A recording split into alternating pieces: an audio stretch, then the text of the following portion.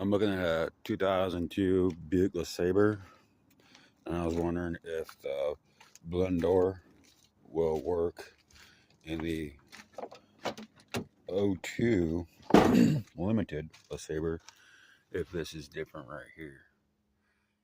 For down here on this blend door, since I'm not getting heat on the driver's side of the LeSabre at home, I'm only getting heat on the passenger side. The blend door and the glow box seems fine. I'm just thinking it's this one right here. Hopefully I pull one out of the junkyard. It'll help the one at the house. The 02.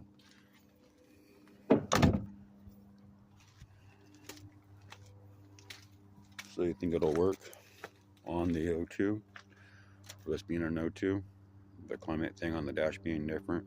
Let me know. Thank you.